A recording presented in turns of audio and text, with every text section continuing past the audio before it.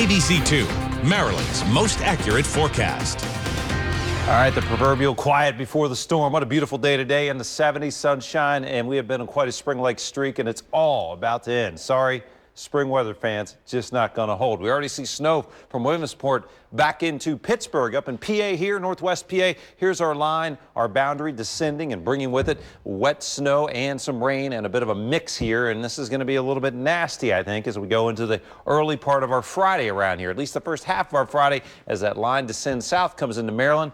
Of course, at the most imperfect of times, the Friday morning commute, also when we'll have our coldest air of the day early in the morning. So I do think a round of wet snow, maybe rain changing to wet snow, doesn't stick well. Ground temps well above freezing, but it could get a little slushy in spots, and you know the roads certainly will feature more traffic with this coming through. I think it clears central Maryland, Baltimore by midday, clears the eastern shore by early afternoon. In its wake, nothing more than a coating on grassy areas, and that will be melting off pretty rapidly. Let's take a look at what we think we could see here. European solution, maybe up to about an inch or so along our tier or northern tier of counties. I'm talking northern Hartford, northern Baltimore County, parked it up in the Westminster. And this is, again, primarily on grassy, elevated surfaces. Now, toward Philly and beyond, if you're traveling towards central PA, there may be 2 or 3 inches of wet snow on the grass. But look at this. I mean, today, baking in the low 70s, warming up those ground temps. And although the air will drop into 30s in the morning, the ground's not going to have time to get there. 71 today,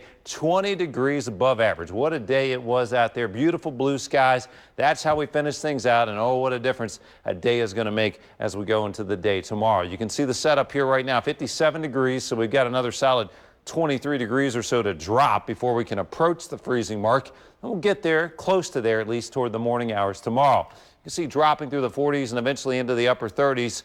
And I do think mixed showers are really the main concern here. Probably going to a true wet snow before it blows out past noon in the Baltimore region. Again, eastern shore, you'll take a little longer to clear this out to the east. Here's our cold front coming through and low pressure riding along that boundary, generating that snow concern.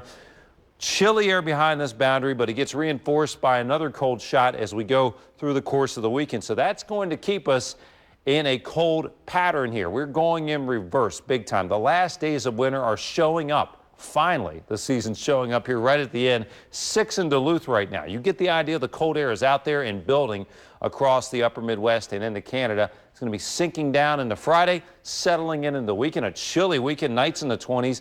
Days only in the 30s, a much more winter-like feel. And as we go into the early part of next week, cold air retreats a little bit. Mild air tries to come back in a little bit before cold air blasts back down late in the week next week. And this is going to be interesting because we do have multiple wintry threats here in the forecast.